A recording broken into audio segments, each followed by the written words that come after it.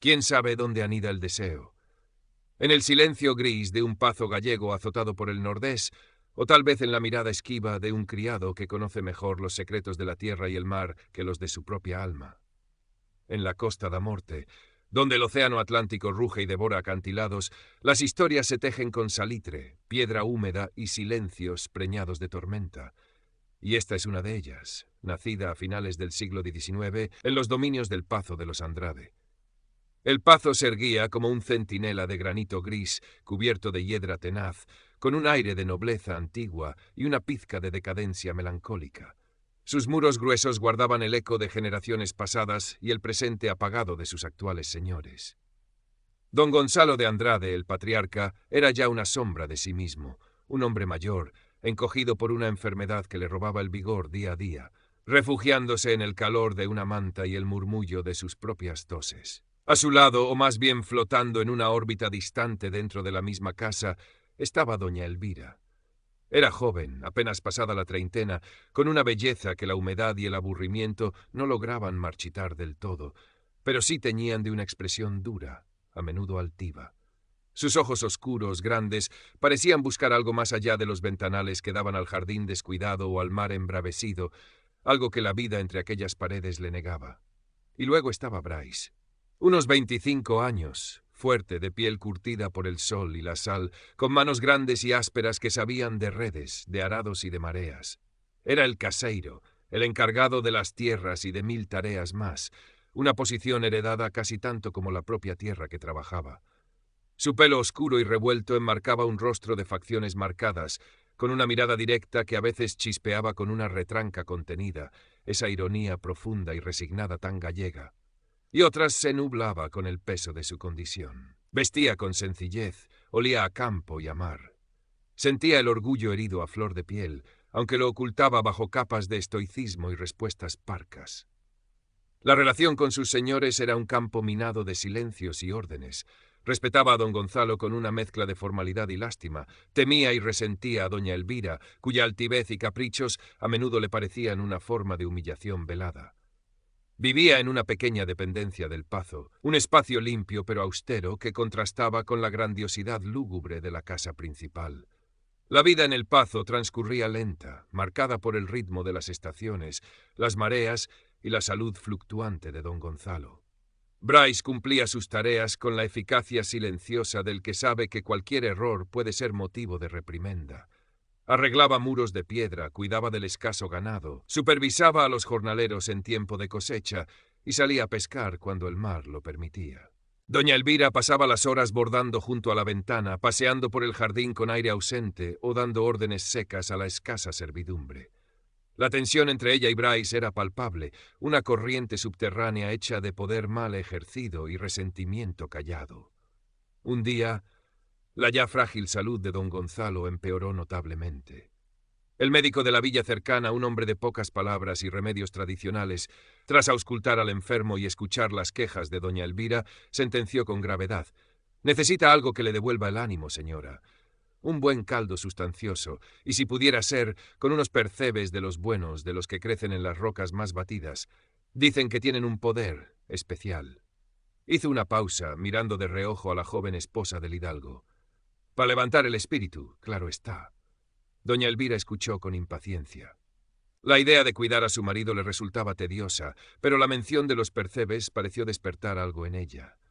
No por su supuesto poder medicinal, sino quizás por la dificultad de obtenerlos. Miró a Bryce, que esperaba órdenes junto a la puerta, con la cabeza gacha pero los oídos atentos. «Bryce», dijo con esa voz clara y cortante que él tanto detestaba. «Has oído al doctor.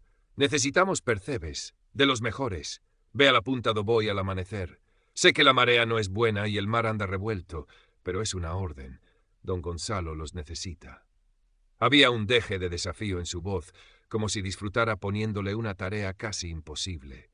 La Punta do Boi era una zona de acantilados peligrosos, donde solo los percebeiros más experimentados y temerarios se atrevían a bajar con mal tiempo. Bryce levantó la vista, encontrándose con los ojos oscuros de la señora. Vio la chispa de autoridad y quizás algo más, un atisbo de cruel indiferencia. Sintió en silencio: «Sí, señora, iré». Por dentro, la rabia y la resignación luchaban. Sabía que era una locura ir con ese mar, pero una orden era una orden, y su sustento dependía de obedecer. Al alba siguiente, la costa era un espectáculo de furia gris. El viento aullaba, levantando cortinas de espuma que se estrellaban contra las rocas negras. El mar rugía, un monstruo hambriento lamiendo los acantilados. Bryce, con su cesta y un gancho rudimentario, descendió con precaución por el sendero resbaladizo. El aire olía intensamente a sal y a peligro. Llegó a las rocas batidas por las olas, donde supuestamente crecían los mejores percebes, esos tesoros oscuros y rugosos que valían su peso en oro y esfuerzo. Pero tal como temía, el mar estaba demasiado bravo. Las olas barrían las piedras con una violencia que hacía imposible acercarse lo suficiente para arrancar los preciados mariscos. Además, las zonas más accesibles ya parecían haber sido visitadas. Apenas quedaban unos pocos percebes pequeños y raquíticos, indignos del esfuerzo y del riesgo. Luchó contra el viento y las olas durante un par de horas, mojado hasta los huesos, sintiendo la frustración crecer en su pecho como una marea oscura. Era inútil. No conseguiría los percebes que doña Elvira exigía.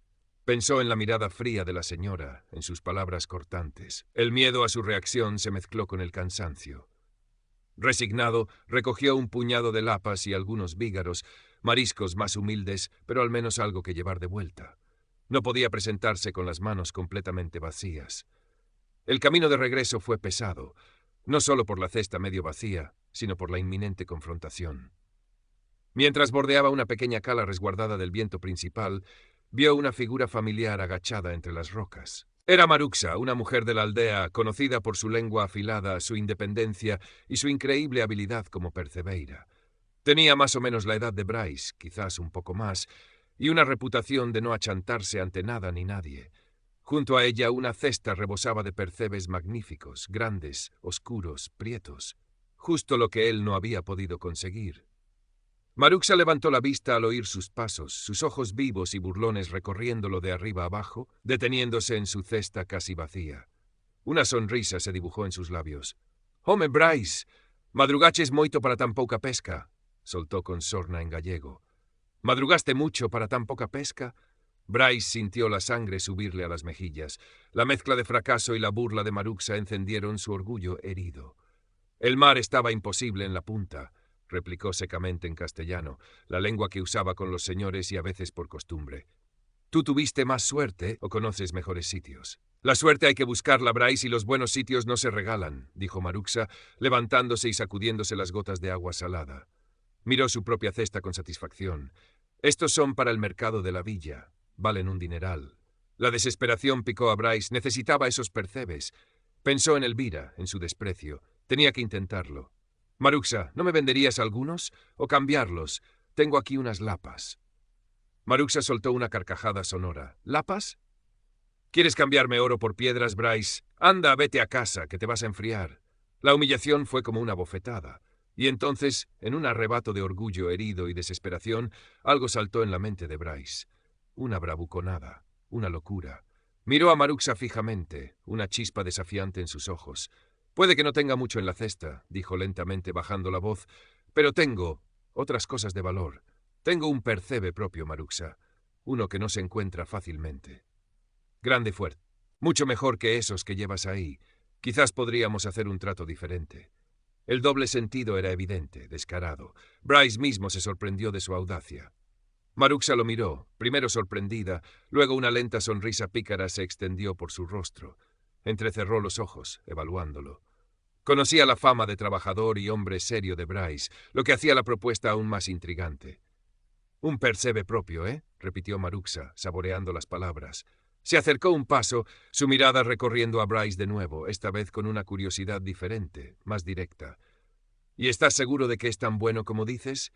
Porque a mí no me gustan las promesas vacías, Bryce. Tendría que probarlo, para ver si vale la pena el cambio». El desafío estaba lanzado. El corazón de Bryce latía con fuerza, una mezcla de miedo y una extraña excitación. Había ido demasiado lejos para echarse atrás. Asintió, tragando saliva.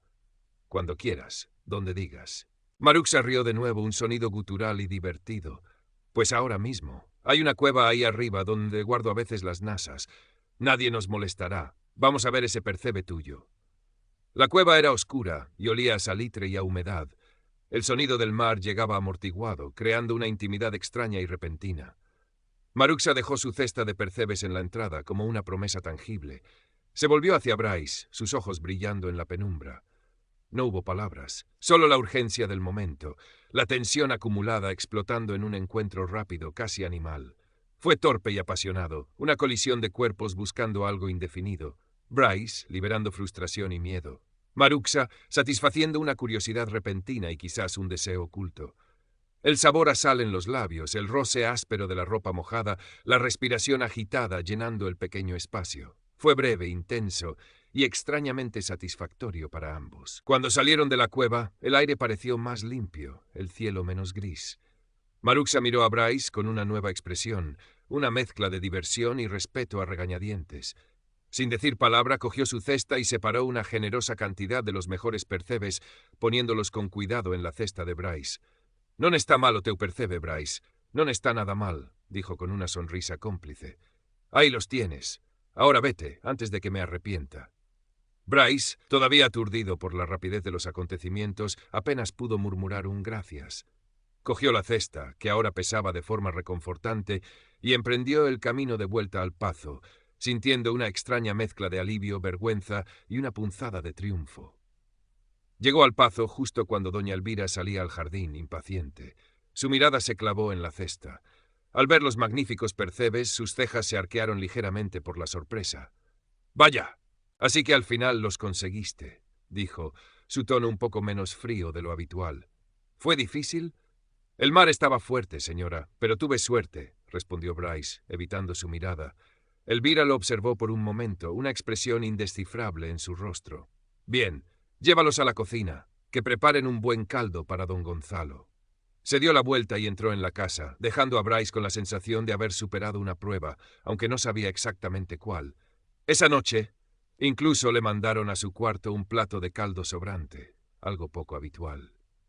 Pero la historia no acabó ahí. Maruxa, fiel a su naturaleza y divertida por el secreto, no pudo evitar comentar la jugada. En el lavadero, mientras restregaba la ropa con otras mujeres o en el mercado, regateando el precio de su mercancía, dejaba caer comentarios velados, llenos de doble sentido, sobre la sorprendente calidad del percebe del caseiro de los Andrade. «Un percebe coma un puño», decía riendo. «¿Qué no diría? Tan caladiño él». El rumor, como una mancha de aceite, se extendió rápido por la pequeña comunidad. Las mujeres cuchicheaban, los hombres sonreían con malicia.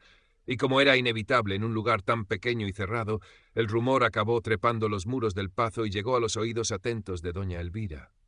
Al principio lo desechó como un chismorreo vulgar de aldeanas. Pero la insistencia, las miradas cargadas de intención que a veces sorprendía en las criadas, la propia imagen de Bryce, su fuerza contenida, su silencio, empezaron a alimentar una curiosidad morbosa en ella. ¿Sería verdad? ¿Aquel criado hosco y aparentemente simple escondía tal atributo? La idea era a la vez repulsiva y extrañamente excitante para una mujer cuya vida íntima era tan predecible y gris como los muros del Pazo. Su marido, don Gonzalo, nunca había sido un prodigio de vigor, y ahora menos que nunca. La comparación, aunque fuera solo imaginada y basada en rumores de lavadero, era inevitable y perturbadora. La curiosidad de Elvira se convirtió en una pequeña obsesión. Empezó a observar a Bryce de una manera diferente, buscando inconscientemente alguna señal que confirmara los rumores. Y la oportunidad se presentó un día de lluvia torrencial, una de esas cortinas de agua que azotan la costa gallega sin piedad. Bryce había estado trabajando cerca del mar, reparando una parte del muro del embarcadero que las olas habían dañado. Regresó al Pazo empapado, la ropa de trabajo pegada al cuerpo, el pelo chorreando. Mientras cruzaba el patio interior para ir a su dependencia, Elvira lo vio desde la galería acristalada del piso superior. La tela mojada de sus pantalones se adhería a sus piernas y sí, delineaba sin lugar a dudas una forma que hizo que Elvira contuviera la respiración. Era considerable. Mucho más de lo que había imaginado, de lo que jamás había visto. Sintió un calor repentino subirle por el cuello hasta las mejillas. Apartó la vista rápidamente, turbada y a la vez extrañamente triunfante. El rumor era cierto. El caseiro tenía un percebe legendario. Esa imagen se quedó grabada en su mente, alimentando fantasías prohibidas durante las largas y solitarias noches en el Pazo. La frustración acumulada, el aburrimiento, la sensación de estar atrapada en una vida sin pasión, todo convergía ahora en la figura inesperada de Bryce. Poco después, como si el destino quisiera allanarle el camino, don Gonzalo decidió, aconsejado de nuevo por el médico, pasar una temporada en un balneario de Ourense, buscando alivio para sus achaques en las aguas termales.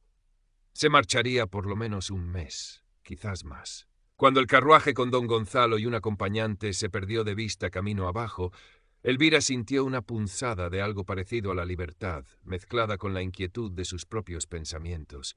Estaba sola en el Pazo, con la autoridad absoluta y un secreto que le quemaba por dentro.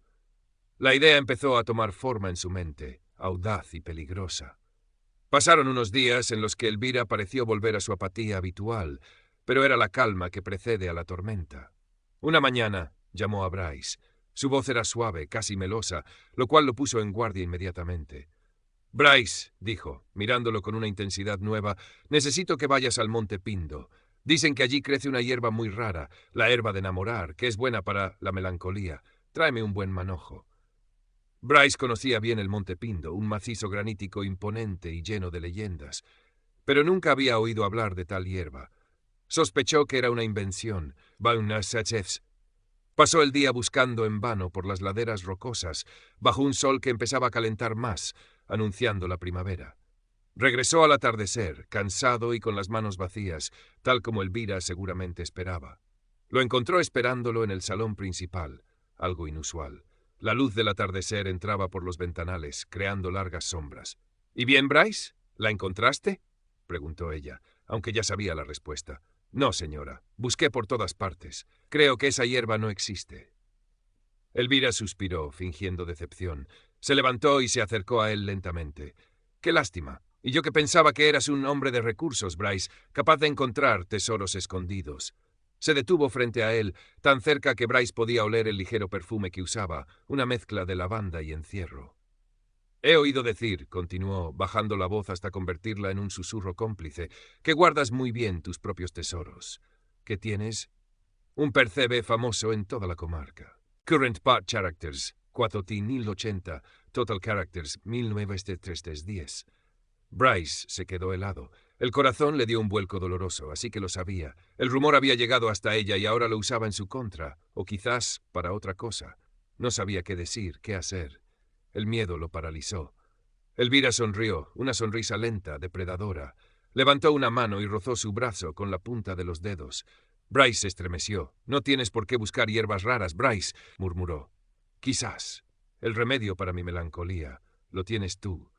Su mirada bajó descaradamente por su cuerpo y volvió a sus ojos, cargada de una invitación inequívoca. «Muéstramelo. Muéstrame ese percebe del que tanto hablan». La mezcla de autoridad, deseo y vulnerabilidad en su voz y en su mirada desarmó a Bryce. El miedo seguía ahí, atenazándole la garganta, pero también sintió una oleada de algo diferente, una atracción confusa, la vertiginosa sensación de estar cruzando una línea peligrosa de la que no habría retorno. El silencio se alargó, tenso. Elvira no apartó la mirada. Finalmente, con un movimiento casi imperceptible, Bryce asintió. Sabía que estaba perdido. Esa noche marcó el inicio de una relación clandestina, febril y desigual. Elvira, liberada de la presencia de su marido y espoleada por años de frustración reprimida, se entregó al deseo con una avidez que sorprendió y pronto agotó a Bryce. Los encuentros tenían lugar en rincones secretos del Pazo, la bodega oscura y húmeda con olor a vino añejo, el desván polvoriento, lleno de muebles cubiertos por sábanas blancas como fantasmas, incluso alguna vez en la propia alcoba de la señora, con el retrato severo de algún antepasado Andrade observándolos desde la pared. Para Elvira era una liberación, una forma de sentirse viva, de ejercer un poder diferente al que le confería su apellido. Para Bryce era una carga cada vez más pesada. El miedo constante a ser descubiertos lo consumía.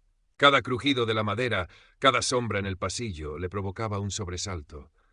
Además, las demandas de Elvira eran incesantes. Lo llamaba a cualquier hora, con cualquier excusa, y él tenía que acudir, disimulando su nerviosismo ante las otras criadas, sintiendo sus miradas curiosas clavadas en su espalda. Lo que al principio pudo tener un componente de novedad o incluso de vanidad herida satisfecha, pronto se convirtió en una obligación extenuante. Elvira era insaciable, y Bryce, aunque fuerte, empezó a sentir el desgaste físico y mental. Le dolía la espalda, dormía mal, comía sin apetito. Las ojeras marcaban su rostro.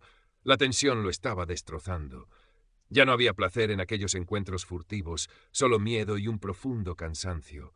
Empezó a temer las miradas de Elvira, sus susurros, las señales convenidas. Sentía que estaba atrapado en una red tejida por el deseo ajeno y su propia debilidad. El regreso de don Gonzalo del balneario un mes y medio después no trajo el alivio que Bryce esperaba. El hidalgo volvió algo más repuesto, pero igual de ajeno a lo que ocurría bajo su techo. Elvira retomó su papel de esposa solícita de cara al exterior, pero la llama encendida no se apagó. Al contrario, la presencia del marido pareció añadir un punto de riesgo que la excitaba aún más. Ya no podían usar el Pazo con tanta libertad, así que Elvira empezó a citar a Bryce fuera, en lugares apartados, una cala escondida al pie de los acantilados, un claro en el pinar cercano. Las demandas continuaron, quizás incluso más frecuentes. Bryce, necesito que revises las redes en la cala do Silencio. Bryce, acompáñame a buscar leña al pinar, tengo frío. Excusas cada vez más transparentes que Bryce tenía que obedecer, sintiendo el lazo apretarse más y más. Estaba al límite de sus fuerzas. Necesitaba encontrar una salida antes de que la situación explotara o él mismo se derrumbara. Current Part Characters, 4248. Total Characters, 2358. Desesperado, sintiendo que ya no podía más, Bryce tomó una decisión. Tenía que hablar con la única persona que conocía parte del secreto y que quizás podría entender su situación o al menos ofrecerle una solución ingeniosa. Buscó a Maruxa. La encontró en el pequeño puerto cercano, remendando unas nasas con habilidad. El sol le daba en la cara, acentuando las líneas de expresión alrededor de sus ojos vivaces. Bryce se acercó con cautela. «Maruxa, necesito hablar contigo». Ella levantó la vista, estudiando su rostro demacrado y sus ojos cansados. Dejó la aguja y la red a un lado. «¿Qué pasa, Bryce? Tienes mala cara. Demasiado percebe últimamente», preguntó con una media sonrisa, pero sin malicia. Bryce se sentó en una roca junto a ella, mirando al mar. Le contó todo. La seducción de doña Elvira, los encuentros clandestinos, las demandas incesantes, su agotamiento, su miedo. Habló en voz baja, atropelladamente, sacando por fin la angustia que lo ahogaba. Maruxa escuchó en silencio, su expresión cambiando de la diversión inicial a una seriedad comprensiva. Cuando Bryce terminó, se quedó pensativa un momento, mordisqueándose el labio inferior. «Mala cousa, Bryce. Meticheste en un bo lío», dijo finalmente. «Te metiste en un buen lío. Esa muller vaiche secar como un bacallau ao sol. Esa mujer te va a secar como un bacalao al sol». Meneó la cabeza. «Hay que hacer algo. Asustarla. Hacerle ver el peligro que corre para que te deje en paz». «¿Pero cómo?», preguntó Bryce sin ver ninguna salida. Maruxa entrecerró los ojos, pensativa. Una chispa de astucia brilló en ellos. «Tengo una idea. Arriesgada, pero puede funcionar. ¿Tu señor don Gonzalo, le gusta el orujo?» Bryce asintió. «Sí, a veces toma una copa después de cenar». «Bien», dijo Maruxa. «Yo tengo un orujo casero que resucita a los muertos. La próxima vez que la señora te cite en la cala esa, tú me avisas. Yo me encargaré de que don Gonzalo esté casualmente por allí, un poco contento con mi orujo. No para que os pille del todo, Dios nos libre, sino para que ella se lleve un susto de muerte, que vea las orejas al lobo. Con suerte, eso bastará para que se le quiten las ganas de jugar con fuego». El plan era temerario. Podía salir terriblemente mal. Pero Bryce estaba tan desesperado que cualquier cosa le parecía mejor que seguir como estaba. Miró a Maruxa, agradecido por su ingenio y su disposición a ayudar. «Está bien, Maruxa, lo haremos». Un par de días después, Elvira le hizo la señal convenida. Se encontrarían en la cala do Silencio al atardecer. Bryce, con el corazón en un puño, avisó a Maruxa. Al caer la tarde, mientras Bryce se dirigía a la cala sintiendo cada paso como si caminara sobre cristales rotos, Maruxa interceptó a don Gonzalo, que daba un paseo solitario por los alrededores del Pazo. «¡Señor Gonzalo!», lo saludó con una sonrisa radiante. «¡Qué casualidad! Precisamente hoy he traído una botella de mi mejor orujo de hierbas. ¿No le apetecería probar un trago? Dicen que aclara la mente y alegra el corazón». Don Gonzalo, halagado por la atención y tentado por la oferta, aceptó gustoso. Maruxa lo guió hacia un punto con buenas vistas, no muy lejos de la cala, y le sirvió una copa generosa y luego otra mientras charlaba animadamente para distraerlo. El orujo era potente, y pronto las mejillas del hidalgo empezaron a colorear y su risa se volvió más fácil. Mientras tanto, Bryce esperaba en la cala. La marea estaba baja, dejando al descubierto rocas cubiertas de algas resbaladizas. El aire estaba quieto, pesado, con una extraña calma que presagiaba algo. Vio a Elvira acercarse por el sendero, envuelta en un chal oscuro. Llegó junto a él, sus ojos brillantes de excitación y anticipación. «Tardaste», susurró ella, acercándose. Justo en ese momento, Bryce oyó a lo lejos la risa un poco achispada de don Gonzalo y la voz de Maruxa. Estaban cerca. El plan estaba en marcha. Sintió un sudor frío recorrerle la espalda. Elvira también pareció oír algo. «¿Qué es eso?», preguntó, tensándose. Pero antes de que Bryce pudiera responder, ocurrió algo inesperado y terrible. El cielo, que hasta entonces había estado de un gris plomizo pero tranquilo, se oscureció de repente. Un viento helado y furioso barrió la cala, levantando arena y agua. El mar, que había estado en calma, empezó a rugir y a crecer, lanzando olas con una violencia inusitada contra las rocas. En cuestión de segundos se desató una galerna, una de esas tormentas súbitas y brutales de la costa gallega. El viento aullaba como un demonio. La lluvia cayó a plomo, cegadora horizontal. Las olas rompían con estruendo, inundando la pequeña playa. El plan de Maruxa y Bryce quedó instantáneamente olvidado, eclipsado por la furia desatada de la naturaleza. Elvira gritó, aterrada. Bryce la agarró instintivamente para que el viento no la derribara. A pocos metros vieron cómo Maruxa tiraba de un don Gonzalo desconcertado y asustado, buscando refugio tras unas rocas más grandes. El orujo pareció evaporarse de golpe ante el peligro real. Don Gonzalo, aunque temblaba, agarró a Elvira por el brazo, tirando de ella hacia el mismo refugio improvisado. No fue un acto de heroísmo calculado, sino el instinto básico de proteger, de buscar seguridad juntos ante una amenaza mayor. Acurrucados tras la roca, los cuatro sintieron la fuerza del viento y el estruendo de las olas que amenazaban con engullirlos. Elvira temblaba violentamente, aferrada al brazo de su marido, como si fuera la única ancla en medio del caos. Miró a don Gonzalo, cuyo rostro pálido mostraba miedo, pero también una inesperada determinación por mantenerse firme. Luego su mirada se cruzó con la de Bryce, oculto con Maruxa en otra grieta cercana. En los ojos de Elvira ya no había deseo, solo pánico puro y quizás la comprensión repentina de la locura en la que se había embarcado. El peligro real, la proximidad de la muerte, había barrido cualquier otra consideración. La galerna pasó con la misma rapidez con la que llegó. En media hora el viento amainó, la lluvia cesó y el mar empezó a calmarse, aunque seguía revuelto y amenazante. El silencio que quedó fue pesado, cargado de tensión y salitre. Don Gonzalo, todavía pálido pero recompuesto, ayudó a Elvira a levantarse. Estaban empapados y tiritando. Sin decir una palabra, la tomó del brazo y empezó a guiarla trabajosamente por el sendero resbaladizo de vuelta al Pazo. Quizás refunfuñó algo sobre el tiempo loco de Galicia, pero no hubo reproches ni preguntas. Solo el gesto de llevarla a casa, a la seguridad familiar. Elvira lo siguió dócilmente, la cabeza gacha. Ya no miró hacia atrás, hacia donde Bryce y Maruxa emergían de su escondite, igualmente mojados y conmocionados. El susto, la visión de la furia del mar y el gesto protector, aunque torpe, de su marido, habían provocado un cambio profundo en ella. La aventura peligrosa había perdido todo su atractivo. En los días siguientes, la atmósfera en el Pazo volvió a la normalidad, o casi. Doña Elvira retomó su máscara de señora distante y altiva. Quizás estaba incluso más irritable que antes, más propensa a dar órdenes secas o a encontrar defectos en todo. Pero ya no buscaba a Bryce. No había más señales secretas, ni miradas cargadas de intención, ni excusas para encuentros clandestinos. La relación había terminado tan bruscamente como había comenzado, borrada por el miedo y la tormenta. No hubo explicación.